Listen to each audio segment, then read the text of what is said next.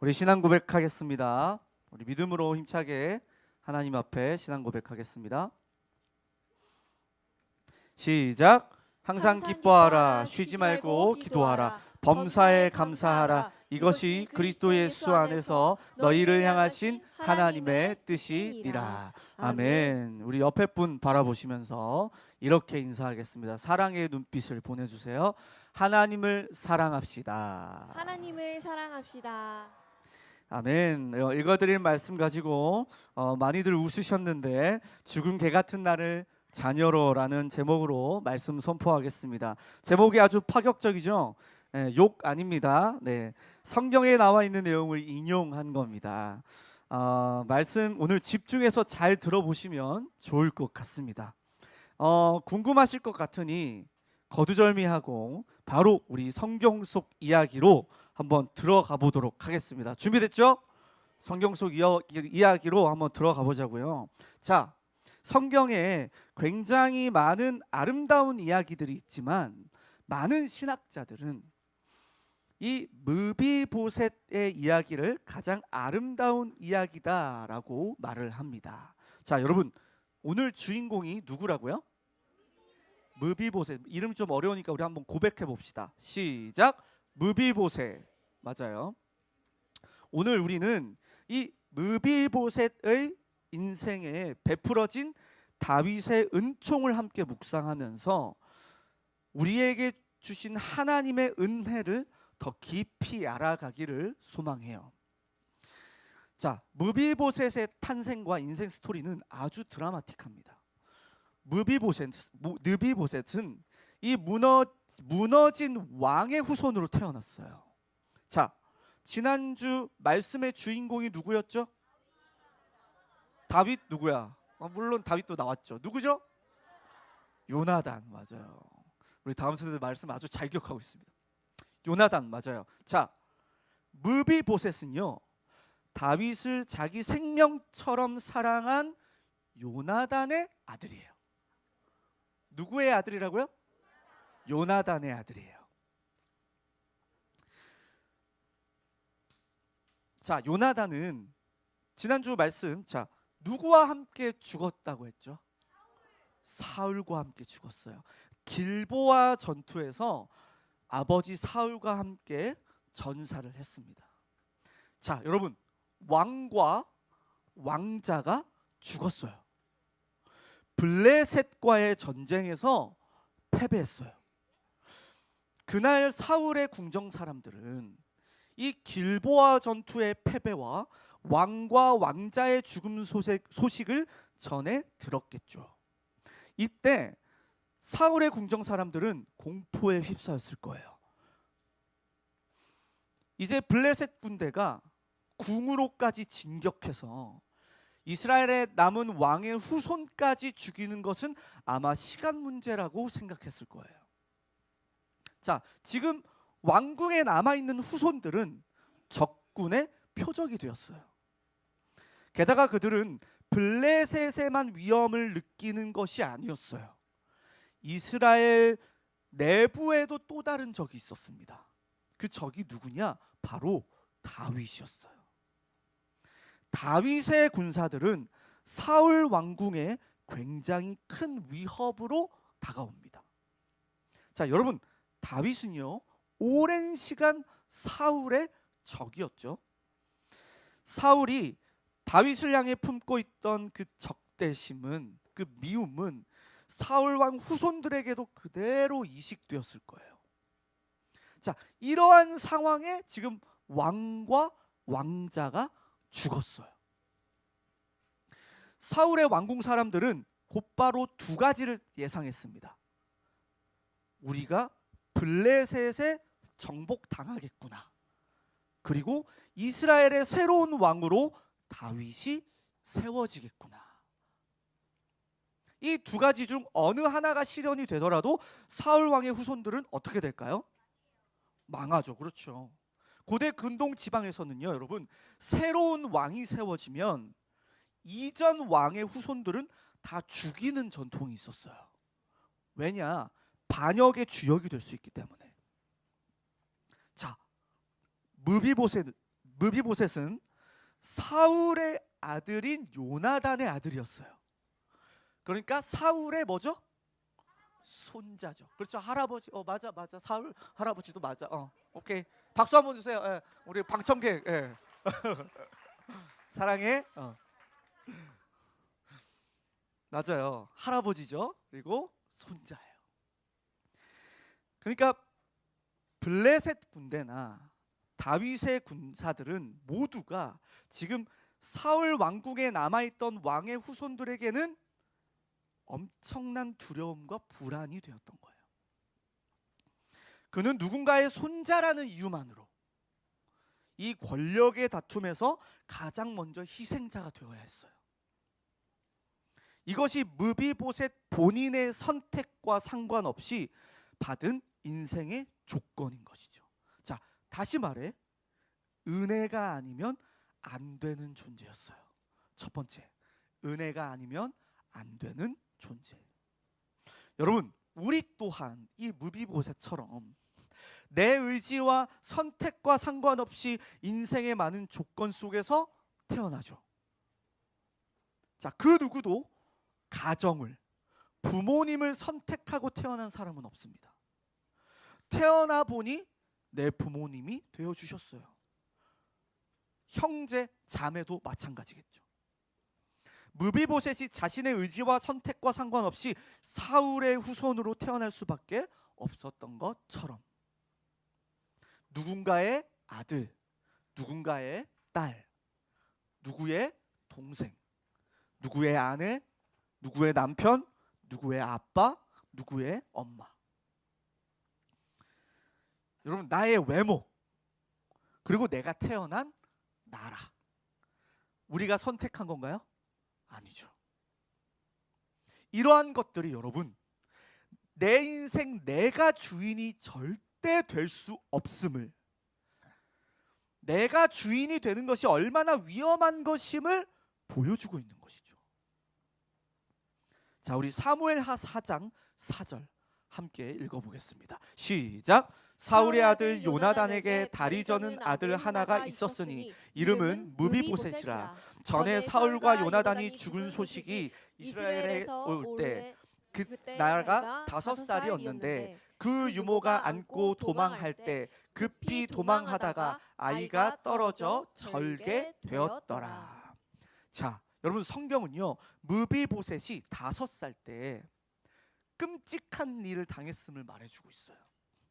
자, 앞서 말했듯이 블레셋과의 전쟁에서 사울과 요나단이 죽었다는 소식이 사울 왕 가족들에게 전해지자 모두가 공포에 사로잡혔어요.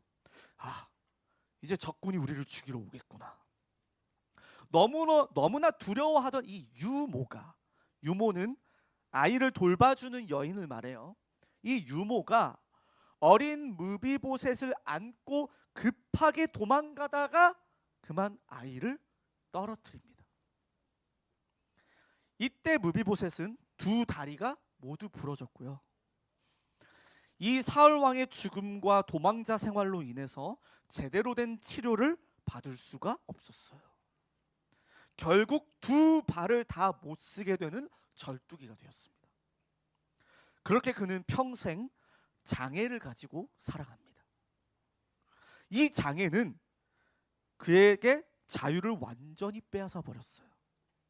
누군가에게 의존하지 않고는 생존 자체가 불가능했던 것이 무비보셋이었습니다. 여러분, 게다가 무비보셋은 신분이 노출되면 언제든 죽임을 당할 수 있다는 두려움에 시달리기까지 합니다. 장애도 가졌는데 죽을 수도 있다는 두려움까지. 결국 20년을 숨어 살게 돼요. 20년. 이 무비보셋은 숨어 살면서 유모와 함께 사울 왕의 군사들에 의해 보호를 받고 있었을 거예요. 아마 사울의 군사들이 무비보셋에게 끊임없이 이 다윗에 대한 엄청난 두려움과 증오, 분노와 한을 심어줬을 것입니다. 좋은 이야기는 하나도 안 했을 거예요. 무비보셋은 신체적인 장애뿐만 아니라 정신적인 장애까지 갖게 되었을 것입니다. 내가 발각되면 언제든 죽을 수도 있다는 두려움과 불안. 여러분, 무비보셋뿐만 아니라 우리의 인생도 우리가 피할 수 없는 것들이 있죠. 질병, 장애, 체질, 외모, 그리고 그런 것들로 인해 망가지는 마음의 병. 우리는 이것들을 피할 수가 없어서 때로는 아파하고 절망합니다. 여러분, 질병을 원하고 장애를 원하고 아픔을 원하는 사람이 있을까요? 없죠. 하지만 이 모든 것들이 우리가 선택할 수도 없고 벗어날 수도 없어요. 성경에서 이 무비보셋은 여러분 인간을 예표하는 존재입니다. 그러니까 이 무비보셋의 이야기가, 이 무비보셋의 모습이 누구의 모습이라는 거죠? 나의 모습이라는 거예요. 그렇다면 이 두 다리를 모두 절었던 그의 모습은 무엇을 나타내고 있을까요? 바로 은혜가 아니면 한 발자국도 움직일 수 없는 죄인의 모습을 나타내고 있는 것이죠. 하나님께서 손을 내밀어 주지 않는 한, 은혜가 그를 일으켜 주지 않는 한, 은혜가 그를 움직이게 하지 않는 한, 자신이 스스로 먼저 절대 일어설 수 없는 존재, 죄인. 여러분, 우리도 하나님께서 먼저 손을 내밀지 않으셨다면 결코 이 자리에 올 수 없던 죄인이었습니다. 하나님의 은혜가 먼저 임하지 않았다면 우리는 구원받지 못할 존재였습니다. 여러분, 이 사실 믿으세요? 여러분, 무비보셋은 인생이 시작하기도 전에 끝장이 나버린 것처럼, 꽃을 피기도 전에 짓밟혀 버린 것처럼, 열매를 맺기도 전에 그 뿌리가 뽑혀진 것처럼 그렇게 비참한 상태에 빠져 있었습니다. 고아였고요, 장애가 있었고, 버려졌고, 잊혀졌고, 숨겨졌어요. 무비보셋은 유일한 왕의 손자였음에도 불구하고 다윗이 왕이 되고 20년 정도가 흐른 시간까지도 완전히 잊혀진 채로 살아갑니다. 자, 그런데 바로 이때 누군가가 무비보셋에게 다가옵니다. 두 번째, 먼저 찾아오신 은혜. 어느 날 다윗의 정부에는 엄중한 명령이 떨어집니다. 다윗 왕이 직접 내린 명령이었어요. 그 명령은 바로 뭐였냐? 숨어 있는 자를 찾아라. 여러분, 요나단이 살아생전에 다윗에게 이러한 부탁을 했습니다. 다윗, 내 후손들의 안위를 부탁한다. 왜 이러한 부탁을 했을까요? 새로운 왕이 세워지면 반드시 이전 왕의 후손들을 다 죽이기 때문에요. 다윗, 내 아들을 부탁한다. 자, 사무엘하 9장 1절에서 3절 우리 함께 읽어보겠습니다. 1절에서 3절입니다. 시작. 다윗이 이르되 사울의 집에 아직도 남은 사람이 있느냐? 내가 요나단으로 말미암아 그 사람에게 은총을 베풀리라 하니라. 사울의 집에는 종 한 사람이 있으니 그의 이름은 시바라. 그를 다윗의 앞으로 부르매 왕이 그에게 말하되 내가 시바냐 하니 이르되 당신의 종이니이다 하니라. 왕이 이르되 사울의 집에 아직도 남은 사람이 없느냐? 내가 그 사람에게 하나님의 은총을 베풀고자 하노나 하니 시바가 왕께 아뢰되 요나단의 아들 하나가 있는데 다리 저는 자인이라 하니라. 아멘. 여러분, 다윗은 요나단의 약속을 지키기 위해 사울의 종이었던 시바라는 사람을 왕궁으로 불러서 이런 반응이 나올 줄 알았어요. 웃어도 돼요. 웃어도 돼요. 못 참아. 다들 똑같은 생각하고 있잖아요. 웃어. 예. 쌍시옷 하지 말자고.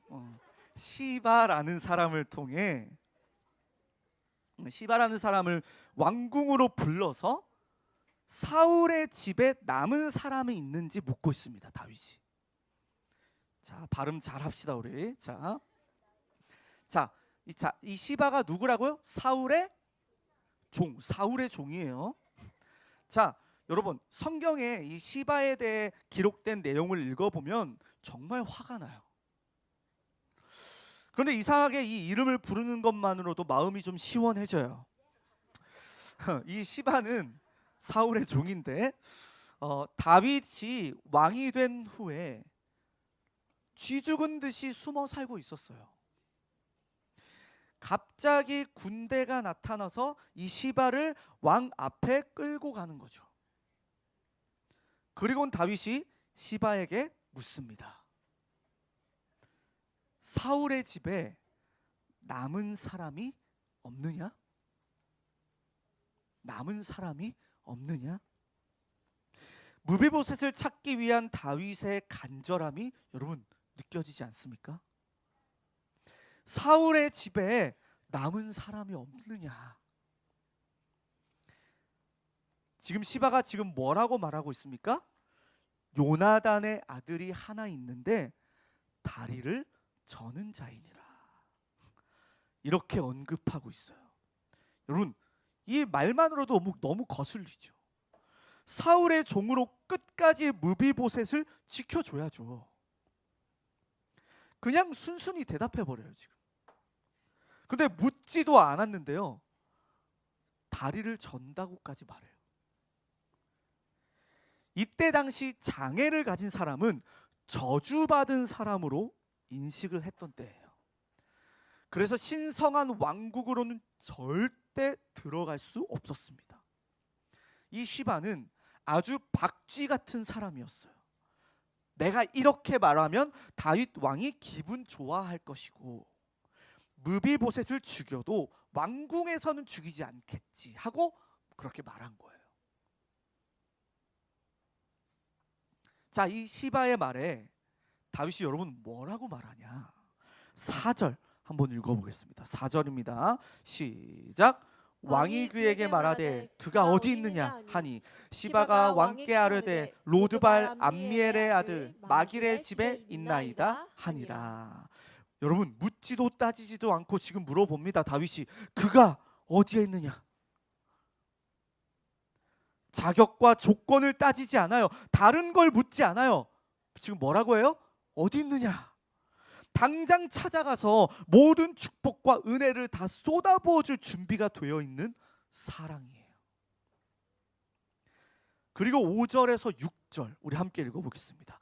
5절에서 6절입니다. 시작. 다윗 왕이 사람을 보내어 로드발 암미엘의 아들 마길의 집에서 그를 데려오니 사울의 손자 요나단의 아들 무비보셋이 다윗에게 나와 그 앞에 엎드려 절하매 다윗이 이르되 무비보셋이여 하니 그가 이르기를 보소서 당신의 종이니이다. 아멘.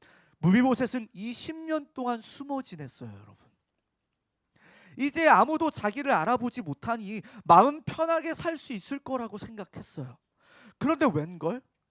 조용했던 마을이 떠들썩해지기 시작합니다. 말발굽 소리가 여기저기서 들립니다. 타닥타닥타닥타닥. 다윗 왕이 보낸 군대들이에요. 어쩌면 무비보셋 입장에서는요, 평생 가장 두려워하던 일이 벌어진 거예요. 곧이어 자신의 집 문을 두드리는 소리가 들려옵니다. 탁탁탁. 문을 열어보니 왕의 전령이 그에게 한 소식을 전해요. 왕께서 너를 찾으신다. 여러분 한번 상상해 보세요. 무비보셋이 지금 무슨 생각을 하겠어요? 무비보셋은요, 아버지 요나단과 다윗 왕의 사랑과 우정에 대해 전혀 몰라요. 지금 할아버지 사울 왕의 원수인 것만 알고 있는 거죠. 어떤 생각을 했을까요? 망했다. 나 죽었구나 이제. 무비보셋은 군대들에게 이끌려 예루살렘에 들어가 왕궁으로 갑니다. 두 다리를 저니까 목발을 짚고 갔겠죠. 아까 말씀드렸죠. 장애를 가진 사람이 신성한 왕국에 들어와 본 적이 단 한 번도 없습니다. 무비보셋이 첫 번째예요. 모든 이들이 그 광경을 목격하며 놀랬겠죠. 아니, 저 사람이 어떻게 왕국에 들어와? 저 장애를 가진 사람이? 그 따가운 시선을 느끼며 고개를 푹 숙인 채 목발을 짚고 갑니다. 그리고 다윗 왕 앞에 섭니다. 그리고 6절 우리 함께 읽어보겠습니다. 6절입니다. 시작. 사울의 손자 요나단의 아들 무비보셋이 다윗에게 나와 그 앞에 엎드려 절하매 다윗이 이르되 무비보셋이여 하니 그가 이르기를 보소서 당신의 종이니이다. 다윗은 사랑이 가득한 눈으로 무비보셋을 바라봅니다. 목발을 짚고 들어오는 무비보셋을 바라보며 여러분 다윗은 누구를 떠올렸을까요? 요나단. 요즘 전도사님 딸 다움이가요 전도사님을 점점 닮아가요. 아마 무비보셋도 요나단을 닮았겠죠. 요나단을 떠올렸을 거예요. 나를 자기 생명같이 사랑했던 요나단. 꿈에서도 잊지 못했던 나의 동역자 요나단. 다윗 왕이 그의 이름을 부릅니다. 여러분 히브리 관습에는요 이름을 부른다는 것은 상대에 대한 사랑과 존중을 드러내는 의미입니다. 다윗 왕이 그의 이름을 불러요. 무비보셋이요. 무비보셋은 두려움에 가득 차 있습니다. 목발을 내려놓고 그대로 엎드려 절하며 이렇게 말하죠. 당신의 종이니이다. 그때요 다윗이 이렇게 말합니다. 우리 7절 함께 읽어보겠습니다. 너무 중요합니다. 여러분 믿음으로 우리 천천히 한번 읽어보겠습니다. 시작. 다윗이 그에게 이르되 무서워하지 말라. 내가 반드시 내 아버지 요나단으로 말미암아 내게 은총을 베풀리라. 내가 내 할아버지 사울의 모든 밭을 다 내게 도로 주겠고 또 너는 항상 내 상에서 떡을 먹을지니라 하니. 아멘. 무비보셋은 귀를 의심합니다. 다윗 왕이 지금 뭐라고 해요? 무서워하지 말라. 내 아버지 요나단 때문에 나는 너에게 은총을 베풀겠다. 너 할아버지 사울의 모든 재산을 너에게 주겠다. 그리고 나서 최고의 축복을 줍니다. 항상 내 상에서 떡을 먹을지니라. 여러분 다윗 왕과 항상 식사하려면 어떻게 해야 돼요? 왕궁에서 살아야 돼요. 이게 무슨 뜻이죠? 왕궁에서 살게 해주겠다라는 거예요. 이것은 다윗의 왕자들에게 주는 특권이었어요. 그러니까 무비보셋에게 왕의 자녀가 되는 특권을 준 겁니다. 자녀의 특권. 여러분 이 무비보셋을 향한 다윗의 마음이 누구와 닮아 있지 않습니까? 바로 우리를 향한 하나님의 마음을 상징합니다. 여러분 남은 사람이 없느냐? 그가 어디에 있느냐? 여러분 이것이요 여러분을 향한 하나님의 마음입니다. 이것이요 현장에 죽어가는 영혼들을 향한 하나님의 눈물입니다. 여러분 이 하나님의 마음을 생각해보고 묵상해보세요. 우리 하나님은 언제나 자격을 따지지 않습니다. 조건을 따지지 않습니다. 우리가 죄인일 때부터 자격 따지지 않고 사랑하셨습니다.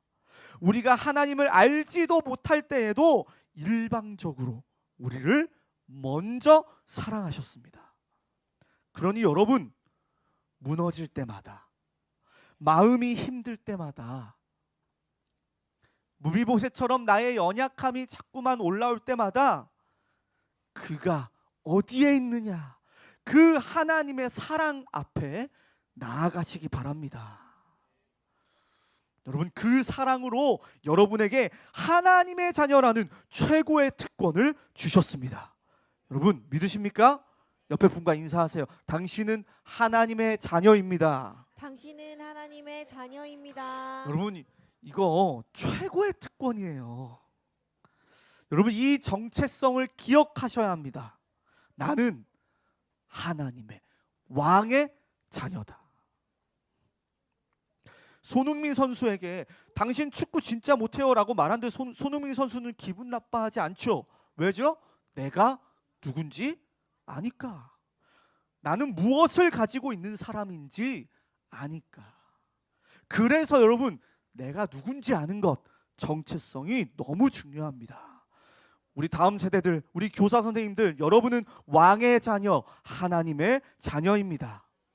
왕의 자녀이기 때문에 하나님과 언제든지 항상 식사할 수 있습니다. 하나님을 예배할 수 있는 특권, 하나님을 아버지라 부르며 기도할 수 있는 특권, 반드시 성취될 말씀을 따라갈 수 있는 특권을 주셨습니다. 여러분, 하나님 자녀답게 이 특권을 날마다 누리며 살아가시기를 바랍니다. 결론, 그래서 여러분, 결론은요, 은혜입니다. 은혜. 어떤 한 선교사님이 그러시더라고요. 복음 안에 중요한 비밀이 있는데 그것이 바로 은혜다. 여러분, 복음 안에 있는 비밀을 뭐라고요? 은혜. 여러분, 은혜를 모르면 복음을 알고 있다 한들, 아무리 많이 들었다고 한들 그저 지식이 되고 누군가를 살릴 수 없습니다. 반대로 은혜를 알면 복음이 생명이 되고 능력이 되어 모든 사람을 살릴 수 있습니다. 여러분, 일단 내가 살아납니다. 내가. 썩은 나무를 땅에 심으니 다시 꽃이 피고 향기가 나고 열매를 맺는 거죠. 어떤 열매를 맺느냐? 가장 첫 번째 열매, 가장 첫 번째 열매, 바로 사랑입니다. 하나님을 사랑하게 되고 영혼을 사랑하게 됩니다. 심지어 시키지도 않았는데 억지가 아니라 원수도 사랑하게 됩니다. 그래서 여러분, 은혜를 묵상하고 은혜를 기억하십시오. 이것이 시작입니다.